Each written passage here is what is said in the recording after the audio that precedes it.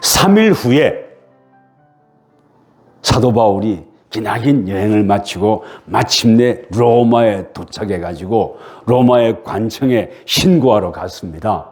제가 황제에게 항소한 바가 되어서 6개월을 걸려서 왔나이다. 그리고 제가 어떻게 하면 좋겠습니까? 그랬더니 이 시대에는 아직 기결수, 미결수예요. 재판을 받지 아니한 사람은 재판받기를 대기할 때는 자기 스스로가 자기 돈을 내어가지고 방을 얻어가지고 대기해야 했습니다.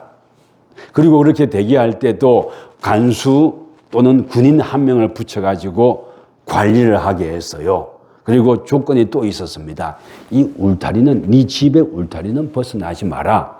자기가 돈 들여서 새 집을 얻어가지고 그 안에서 스스로 구류되어서 재판이 끝날 때까지 기다려야 하는 형편이 되었던 겁니다. 그래서 네가 미결수이니까 기다려라 하니까 스스로 집을 하나 구해가지고 그 집을 청소했겠죠.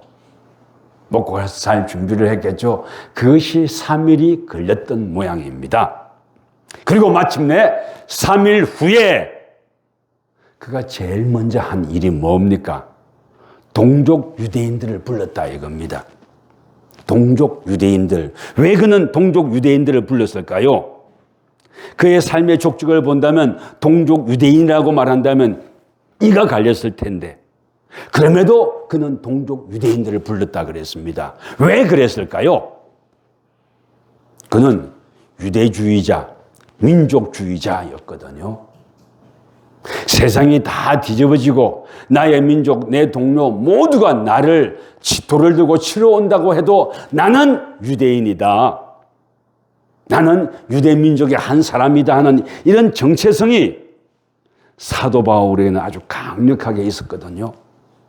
그리고 또한 자신의 형편이나 이런 것들을 예수 그리스도께 하나님께 아뢰기도 했지만 누구보다도 먼저 자신의 동족들인 유대인들에게 말을 하고 싶었던 거예요.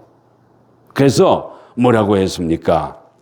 17절 다시 한번 읽어주시겠습니까?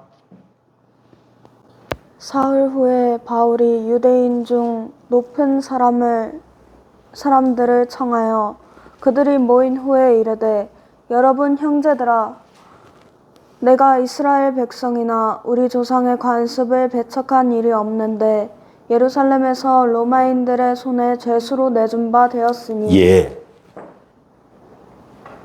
나를 혐오하고 미워하는 사람, 그 사람들의 말처럼 나는 내 동족이나 또는 율법에 어긋난 일을 한 적이 없었습니다. 그럼에도 불구하고 나를 죽이려고 하고 그랬기 때문에 나는 로마까지 흘러왔습니다. 또한 한 번 더 그럼에도 불구하고 나는 내 동족인 유대인들을 사랑합니다. 그래서 나의 가장 가까운 이들에게 먼저 내 형편을 말하고 싶었습니다. 라는 이런 것이 17절에 쭉 들어있는 거예요. 그리고 자기를 변명합니다. 여러분들 어떤 사람들이 자신을 변명할 때요 공감해주고 들어주는 건 참 중요합니다. 사도 바울은 자신의 말을 공감해주고 들어주기를 기대했는지 기대 아니했는지 모르겠어요. 아마 기대했겠죠. 그러니까 불러서 이 얘기를 나누었겠죠. 그리고 또 한편으로는 공감 아니해줘도 어쩔 수 없죠.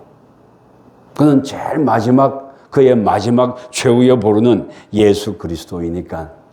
그래서 밀리다가 마침내 예수 그리스도라는 그런 보루까지 밀린다면 거기 손들고 가면 되니까.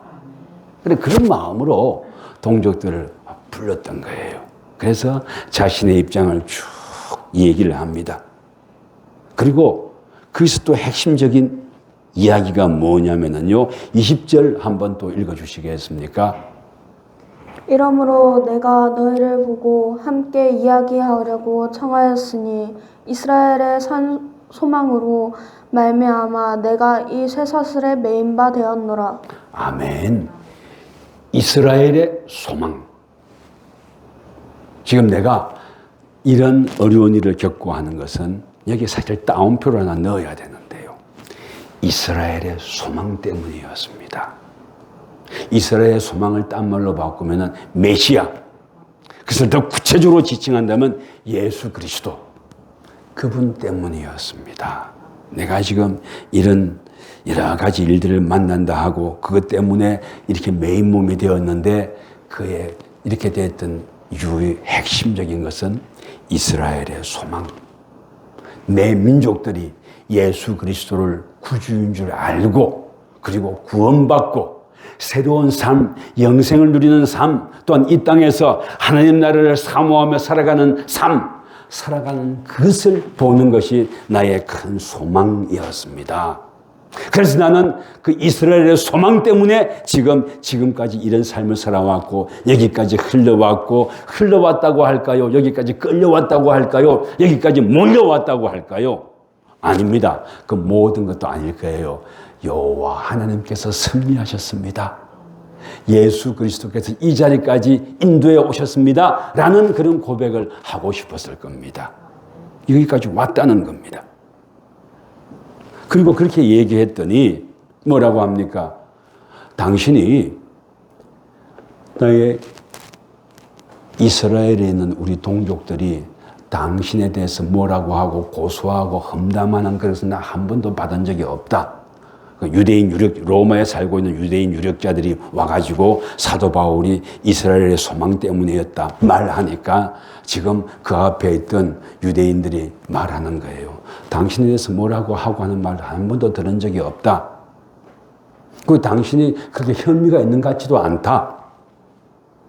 그럼에도 불구하고 당신이 보자 하니까 왔는데 보자고 해서 온 이유는 그럼에도 불구하고 당신들이 가는 데마다 사람들이 돌로 쳐 죽이고 죽이려고 했는데 왜 그랬는지 나는 그 이유를 듣고 싶어서 당신의 부르심에 이 자리에 왔다는 얘기를 합니다. 사실 그래요. 로마로 가겠다 할 때도 가이사라야에서 마지막 총독 앞에 섰을 때 이 사람 죄가 없구나. 황제에게 가겠다고 안 했다면 이 자리에서 풀려날 수 있는 사람이었다. 라는 그런 판정까지도 받은 바 있습니다. 주님을 바라보고 살아가는 삶이 이래저래 어렵고 힘들긴 하고 꼬일 때도 있지만 어떻게 보면 꼬였다고 말을 할 겁니다. 그렇지만 사도 바울은 로마서를 지금 읽어보니까요. 로마에 가겠다고 하는 꿈이 엄청났습니다. 근데 하나님께서는 사도 바울이 의도하고 기대했던 대로가 아니라 하나님 당신의 방식으로 로마까지 코 꿰어서 끌고 왔던 겁니다. 왜? 자기 일꾼이니까. 자기의 방식대로 쓰려고. 주인이 어디 일꾼 형편 가려줍니까? 쓰고자 하면 쓰는 것이죠. 주님께서 쓰시고자 하면 쓰는 것이죠. 그래서 코 꿰어 끌려왔던 겁니다. 그리고 그는 어떤 법적인 또는 잘못된 하자 없다는 것 여기서 분명히 얘기를 하고 있는 거예요. 그리고 이 바에서는 반대를 받는 줄 알기 때문에 너희들 앞에 섰다. 이런 얘기를 하는 겁니다. 그래, 그런 걸 보면은요, 참 주의를 감당하고 살아간다는 것이 만만치 않겠지만, 주님을 보고 살아가는 것이 굉장히 소망도 있고 기쁨도 있겠다 싶어요. 이 로마에서 셋집을 얻었는데 그 당시 로마 제국이면 가장 인구 밀도가 높고 100만이 넘으니까 2000년 전에 100만 명은 엄청난 인구 밀집 지역인 겁니다. 그래서 셋집 하나 얻으려면 월세도 비쌌을 거예요. 그래 보니까 연구서를 쭉 뒤져보니까 이때는 빌립보 교회가 사도 바울이 그 로마에 셋집을 얻을 수 있도록 도왔다는 기록이 있더라고요. 그리고 안디옥 교회는 약간 노쇠했고 빌립보 교회는 군인들 중심으로 모인 교회 아닙니까? 그러니까 여러분들 대한민국의 정치적인 군인들 말고 그 로마의 군인이라면요 자부심 애들 말로 뿜뿜입니다. 그리고 명예, 충성, 미래를 바라보는 소망 이게 누구보다도 날카롭고 정확하다고 믿는 사람들이에요. 그래 그 빌립보 교회가 사도 바울을 지지하면서 이 로마에서 살아갈 수 있도록 이렇게 얘기를 지지를 해 주었던 겁니다. 자, 그러면서요 얘기하는데 아까 설교를 시작하면서 민족주의자라고 말했지 않습니까? 맞습니다. 사도 바울은 민족주의자예요. 그러나 거기에서 머물지는 않습니다. 오타가 났던데 코스모폴리탄, 온 세계를 자신의 가슴 속에 품는 사람이기도 합니다. 왜? 유대인들만 구원받는 것이 아니라 온 세계인들이 예수 그리스도의 그 구원을 받아 누려야 한다는 이런 열망이 있었기 때문에요. 그는 과거에는 어떤 민족주의자로 살고 과거에는 어떤 유대 율법주의자로 살고 그는 엄청난 랍비였잖아요. 자기 신념에 확고해가지고 예수 믿는 사람은 죽이려고 따라다녔던 사람 아닙니까? 실제로 죽이기도 했고. 그랬다 할지라도 예수 그리스도의 복음을 알고 나서부터는요, 우리 유대인들만이 아니라 온 세계인들도 주님의 복음을 받아들이고 구원받아야 한다는 그런 열망이 일어났기 때문에 그는 자연스럽게 세계주의자가 되는 거예요. 코스모폴리탄이 되는 거예요. 그 코스모폴리탄이 될 때는 나는 전에는 내가 민족주의자였는데 그거 파고 코스모폴리탄으로 간다가 아닙니다. 여러분들 온 세계를 품으려면요, 진정으로 자기 민족을 온 세상과 미래를 품으려면 진정으로 지금 현재를 품을 줄 알아야만이 코스모폴리탄이 될 수 있고 미래를 품는 사람이 될 수 있는 겁니다. 그래서 진정한 코스모폴리탄이면서 또한 동시에 진정한 민족주의자라서 지금 앞으로 한 걸음을 내딛고 있는 겁니다. 그리고 이 진정한 코스모폴리탄은요, 이런 게 있습니다. 현실을 박차할 때 살아보면은 내 발등에 불이잖아요. 삶이라는 게 내 발등에 불인데 그 발등에 불 있는 것 압니다. 모르고 소망을 향해 내딛는다면 그건 나이브하고 순진한 사람이겠죠. 그러나 현실 앞에 주어진 어려운 일이 있는 줄 압니다. 안 권사님 조금 더 이쪽으로 앉아주십시오. 얼굴이 안 보입니다. 예. 예. 안 권사님 이쁩니다. 이영자 권사님이나, 예. 압니다. 모르지 않아요. 네. 그래, 현실을 직시하면서도 그걸 박차고 세계를 향하여 나아가는 눈이 열리는 거예요. 왜? 믿음 때문에, 소망 때문에, 또 말했던 그 이스라엘의 소망 때문에. 이제 이게 이스라엘만의 소망이 아니라 세계인의 소망으로 발전하는 거예요. 그걸 향해서 한 걸음 내딛게 되는 겁니다. 우리도 그렇게 살아가 보십시다. 전도도 하고 예수 믿는 사람답게 살아가 보는 거예요. 진규쌤 그 영상 한번 올려봐 주실랍니까? 토요일 날 전도를 하는데요. 이놈들이 그 길가 추운데 전화가 먼저 와요. 지금 내가 학교를 출발할 건데 빨리 오십시오. 이거 뭐 우리가 전도자인지 우리 전도대상인 그 초등학생들이 전도자인지 모르겠어요. 그래서 전화 받으면 뭐 우리 항상 바쁘잖아요. 어른이라는 존재가. 여러분들 항상 바쁘잖아요. 바쁘게 살다가 예배 드리러 왔다는 것 눈에 보입니다. 한 사람 한 사람이 눈에 보여요. 바쁘잖아요. 아이들처럼 그렇게 살아갈 수 있다면 참 좋겠다 싶은데, 예. 그래서 가서 먼저 대기하고 있는 거예요. 애들 막 데리고 와가지고. 그래서 복음을 전합니다. 근데 이제 복음만 전하는 것이 아니라 성경도 암송시키고 또 사형리가 좀 문제가 많긴 하지만 그런 걸 가르치기도 해요. 그래서, 예. 니 멋진 옷 입었다 그랬더니 여러분들 알고 있죠? 할머니의 김장조끼라고 합니다. 근데 저게 지금 4학년, 5학년 사이에서는요, 그게 인기랍니다. 인기템이래요. 그래서 저걸 입고서 나한테 쫙 보여주기도 하고, 제가 물어봤죠. 이건 뭐 이런 걸 입고 있냐 그랬더니 할머니의 김장조끼인데, 정성민 집사님, 저기 인기템 맞습니까? 4학년 때요? 인기템이래요. 그래서 저거 입고 와서 쫙 보여주기도 하고, 그리고 암송 동영상 한번 보여주십시오. 하나님이 세상을 이처럼 세상을 이처럼 얘한테 주는 것도 있어. 이처럼 사랑하사 이처럼 사랑하사 독생자를 주셨으니 독생자를 주셨으니 누구든지 그를 믿는 자는 그를 믿는 자는 멸망하지 않고 멸망하지 않고 영생을 얻게 하려 합니다. 연애하게 하라. 영생 얻게 하는 거야. 영원한 생을 얻게 하는 거야. 우리는 죽어도 살 수 있는 영생. 하나님이 이네 이 말씀이야. 봐봐.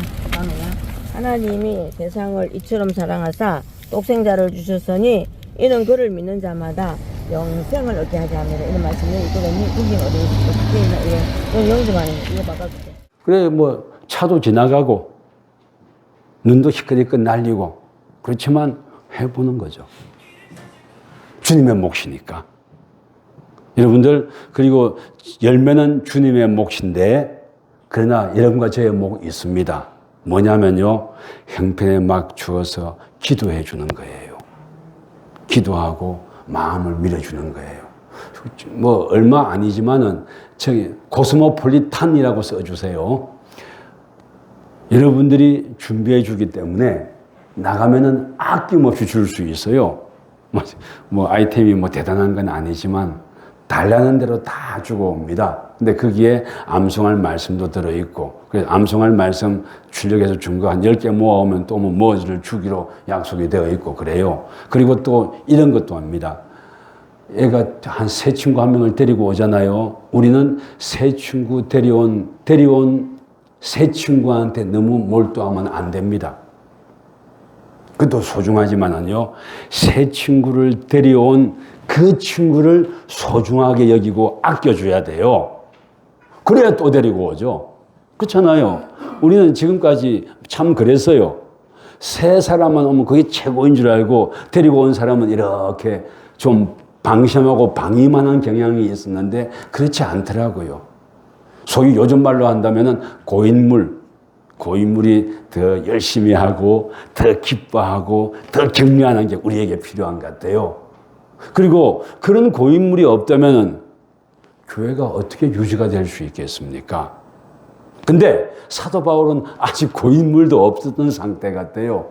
우리도 한 몇 달 나가고 하니까요, 저런 스스로 데리고 오는 친구가 있었는데, 그리고 저 윤정이라든가 윤서라든가 또 우리 청년들, 저런 청년들이 얼마나 귀합니까? 그게 좀 지나니까 가능해지더라고요. 어쨌든 간에 그런 꿈을 가지고 사도 바울은 로마에 정착하기 시작하는 거예요. 그 셋집에. 그리고 또 이런 걸 가만 보면 하나님의 섭리는 무섭습니다. 가이사라에서 2년 대기하고 있을 때는요, 그때는 사도 바울이 복음을 전했다는 기록이 한 개도 없습니다. 왜 그랬겠습니까? 사도 바울을 죽이려는 사람들이 눈에 불을 켜고 지켜보고 밤낮 죽이려고 했는데 거기서 무슨 복음을 전할 수 있었겠어요? 2년 동안 가이사라의 병영에 있을 때는 복음을 전했다는 기록은 하나도 없습니다. 그렇지만 여러분들 이것도 알아야 됩니다. 가이사라의 2년, 사도 바울의 캐릭터를 바꾸어주는 그런 인연이라고도 됩니다. 저는 말씀드렸잖아요. 사도 바울은 자기 발로 세상을 15,000km, 14,000km 너머를 여행했던 사람이기 때문에 가만 앉아서 있는 것은 못하던 사람이에요. 혈기도 있고 정열도 있고. 그런데 네 가만 앉아 기다려라. 그 훈련을 가이사라에서 하는 거 아닙니까? 그리고 그 캐릭터도 바꾸어 가는 거 아닙니까? 하나님께서 쓰시려고 하면요, 성품도 바꾸어 가면 쓰더라고요. 칼 같았잖아요. 바나바하고도 찌뜨다고 안 맞는다고 뭐 치받고 싸우던 사람 아닙니까? 그런 것들을 꺾으면서 로마까지 보낸 거예요. 또 로마에서는 어땠습니까? 로마에도 조그만 집에 대기하게 하지 않습니까? 밖에 못 나가요. 가이사라에서 밖에 안 나가고 안에서 있는 훈련을 해봤기 때문에 로마에서도 있을 수 있는 거예요. 그 안에서. 그리고 너는 가만히 있어라. 성령께서 내가 소문을 보내마. 성령께서 소문 보내서 막 몰아보내주는 거 아닙니까? 그렇죠? 뭐 이런저런 일들이 있었지만은 그는 참된 민족주의자로서 또한 동시에 온 세계를 품는 코스모폴리탄으로서 이방 지역에 복음을 전하고 그리고 거기가 비록 로마의 감옥에 있다 할지라도 거기에 성령께서 소문을 보내고 사람을 보내주고 해서 거기에 있는 동안에 로마 제국에 이상한 소문이 났더라고요. 여러분, 이 좋은 소문, 이상한 소문 좋은 거예요. 요즘 말로 하면 뭐 홍보가 된다고 할까요? 저기 저 변방 이스라엘에서 이상한 사람이 하나 와서 지금 감옥에서 황제의 재판을 기다리고 있는데 그자가 말하는 것도 좋지만 성품도 좋지만 그가 말하는 것이 허황되어 보이는데 이상하게 사람을 홀릭 빠지게 하는 힘이 있더라. 그 사람의 말에 홀릭되게 하는 것이 아니라 그가 이상한 죽었다가 다시 살아난 그자가 메시아고 우리의 구세주라고 말을 하고 있는데 그 사람의 말이 허황되게 보이면서도 이상하게 힘이 있더라. 그리고 로마인들은요, 오늘날에 뭐 아이돌, 그러니까 그 당시 웅변하는 사람들이 와가지고 자신의 독특한 화술로 사람을 휘어잡고 하는 것을 즐겼어요. 그래서 광장에서 요즘 꼭 길가에서 버스킹 하는 것처럼 로마의 광장에서 그 한말 하는 그 웅변술사들이 그걸 두고 그 궤변이라고 했는데 어쨌든 그 사람들이 말을 하면 그걸 듣고 야, 쟤 논리가 재미있는데 지적인 유의를 했던 거예요. 근데 사도 바울이 그렇게 한다는 말 듣고 그래? 지적인 유의로 재미있으니까 한번 가서 들어보자 하고요. 제법 로마에서 그 지적인 유의를 즐기고 또 문화의 상층에 있다던 사람들이 궁금해가지고 와서 듣기 시작했습니다. 그러다 보니까요, 계층의 제일 꼭대기 지배층에서부터 노예들에게 이르기까지 복음이 다 전해져 가는 거예요. 그러면서 사도 바울 깨닫는 거죠. 내가 쇄신이 닳도록 돌아다녔던 것보다 이 2년 동안 있는 동안에 성령께서 보내주신 사람이 더 많네? 실제로 그랬거든요. 그리고 또 그가 자리하고 있는 데가 로마의 감옥 대기하고 있는 데인데 요즘 말로 하면 대기 탄다고 합니까? 대기하고 있는데 뭐 좋은 소문이 나와가지고 앞에 줄지어 대기하고 있는 거예요. 그래서 모든 사람들에게 복음을 전해볼 수가 있게 된 그런 기회가 주어진 거예요. 하나님의 섭리죠. 가이사에서 썩혀도 보고 로마의 감옥에서 갇혀 있는 것 같지만 그게 갇혀 있는 것이 아니라 세계의 모든 사람들이 예수 그리스도의 소문을 듣고 그에게 다가오는 거예요. 이때부터 복음이 세계화되기 시작하는 거예요. 그래서 주님을 바라보고 그리고 뭐라고 했습니까? 사도행전 1장 8절 말씀인데요. 지금은 우리는 사도행전 28장 끄트머리 걸 하지만은 사도행전 1장 8절 말씀을 한번 볼 필요가 있습니다. 한번 읽어주시겠습니까? 오직 성령이 너희에게 임하시면 너희가 권능을 받고 예루살렘과 온 유대와 사마리아와 땅끝까지 이르러 내 증인이 되리라 하시니라. 아멘. 이 말씀이 이미 시작되었고 날개를 타고 온 세상에 퍼져가는 거예요. 너희가 권능을 받고 예루살렘과 온 유대와 사마리아와 땅 끝까지 라고 했습니다. 내 증인이 되리라. 지금 하고 있는 거예요. 어느 때보다도 부자연스럽고 갇혀있고 그럼에도 불구하고 어느 때보다도 가장 강력하게 주님의 복음을 전하는 삶 살 수 있게 되는 거 아닙니까? 어떻게 했을 때? 주님의 섭리하심을 믿고 나아갔을 때. 복음 전하려고 해보면요, 얼마나 많은 염려가 많고 얼마나 많은 힘든 것이 많았습니까? 지금도 그래요. 바울은 자기에게로 오는 모든 사람을 영접하였다 그랬습니다. 하나님께서 성령께서 보내주시는데 영접해가지고 복음을 가르쳤다는 겁니다. 그래서 그는 보면은요, 그리스도인들에게는 한 주일의 첫날에 설교를 했고 유대인 그리스도인들에게는 일곱째 날, 안식이라고 하는 토요일 일곱째 날에 설교를 했더랬어요. 그리고 그 외에 수시로 찾아오는 사람은 찾아올 때마다 말씀을 가르쳤다고 이렇게 기록이 되어 있습니다. 뭐 사람들이 올 때 복음 전하는 거죠. 물이 들어올 때 뭐라고요? 물 들어올 때 노저라 그러잖아요. 그죠? 사도 바울도 지금 물이 들어오는 때라는 거 예감했던 거예요. 언젠가는 또 이 일 하다가 하나님께서 불러가신 날이 있을 거라는 거 예감도 했고. 그렇지만 뭡니까? 지금 있는 그 순간 주님을 바라보고 후회 없이 일하는 거예요. 여러분들의 인생도 마찬가지입니다. 주님께서 나에게 섬기고 수고할 수 있도록 했을 때 후회 없이 하십시오. 후회 없이. 직장 열심히 다니십시오. 또한 주의 일도 후회 없이 하십시오. 자녀 양육하는 것 후회 없이 하십시오. 사랑도 후회 없이 하십시오. 올 일이 있다면 우십시다. 그리고 들고 다시 출발하는 거예요. 그게 로마에서 새로운 꿈 꾸며 나아가는 사도 바울의 삶이었던 겁니다. 그리고 그 삶이 늘 형통한 건 아니에요. 이 빌립보 교회들이 도왔다고 하지만은요, 이 집세 내기도 어려울 때가 많았고, 실제로 그래서 도와주는 거에 대해서 감사하는 편지들도 많이 써요. 빌립보서도 그래서 쓴 겁니다. 여러 가지 복잡한 일들이 많았지만 주께서 함께 하심을 믿고 나아가는 거예요. 이게 지금 사도행전 28장에 쭉 되어 있는 겁니다. 그리고 그는 또 뭐라고 얘기를 합니까? 볼까요?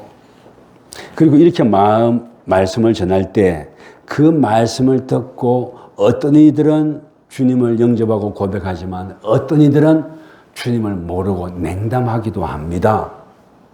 말씀을 볼까요? 24절을 읽어주십시오. 24절. 그 말을 믿는 사람도 있고 믿지 아니하는 사람도 있어. 맞아요. 심지어는 반대도 하겠죠. 근데 고맙게도 로마의 2년 동안은 반대하는 사람들이 없었어요. 이때가 헤롯이 집권할 황제일 때인데 이 로마에서는 이상할 정도로 반대하는 사람들이 없었어요. 믿고 안 믿고는 했지만 반대는 안 했어요. 오늘날은 반대도 많습니다. 근데 여러분들 반대한다고 해서 그것 때문에 긁히거나 속상해할 건 아니에요. 기도하고 툭 털고 나가는 거죠. 지난주 말 설교했잖아요. 독사가 물었잖아요. 근데 그 불에 툭 들고 주님의 설명하심 믿고 앞으로 나아갔잖아요. 우리는 그런 것도 필요합니다. 여러분들의 인생에서도 독사가 물 때도 있을 거예요.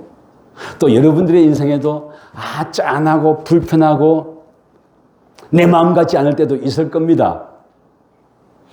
저 지금 그런 사람들이 눈에 보여요. 괜찮습니다. 인생이 어찌 다 나 같을 수 있겠습니까? 몸이 어찌 내 생각 같을 수가 있겠습니까? 그런 건 만납니다. 그러나 그것 때문에 속상하거나 좌절하지 말고 주의 일을 바라보며 나아가는 거예요. 그래서 누가 뭐라 한다 할지라도 주님께서 함께 하심을 믿고 앞으로 나아가는 삶을 28절에서 우리에게 보여주고 있습니다. 그리고 그는 뭐를 얘기했습니까? 볼까요? 31절을 한번 읽어주십시오. 하나님의 나라를 전파하며 주 예수 그리스도에 관한 모든 것을 담대하게 거침없이 가르치더라. 아멘. 하나님의 나라. 그리고 주 예수 그리스도. 이분이 삶의 핵심이었던 겁니다. 하나님의 나라. 하나님께서 통치하시는 나라. 정의와 공의와 평화가 넘치는 나라. 그리고 주 예수 그리스도. 우리의 구원자이신 그분 오직 가르쳤다는 겁니다. 여기는 뭐 딴 거 없어요. 다른 뭐 가점하고 다른 거 뭐 덧칠할 거 없어요. 하나님의 나라 주 예수의 그리스도에 관한 모든 것을 담대하게 가르쳤다 그랬습니다. 어떤 이들은 여기에 로마의 감옥에서 나오는 거 있었으면 좋겠다 하는데 이러면서 28장이 끝나요. 오픈 엔딩입니다. 가능성을 열어놓고 엔딩 마치는 거예요. 2년을 이렇게 복음을 전하고 그리고 아직 감옥에 있지만 이 여기에서 마칩니다. 누가는. 왜 그러는 겁니까? 이게 대해서 여러 가지 멋있는 말들이 많아요. 오픈 엔딩이니까 우리가 그 오픈 열자. 그래서 우리가 29장을 새로이 쓰자. 이런 말들 많이 합니다.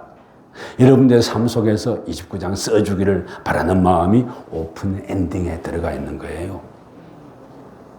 이 시대에 복음 전한다는 게 우습고 정말 우스꽝스러운 시대가 되어버렸어요.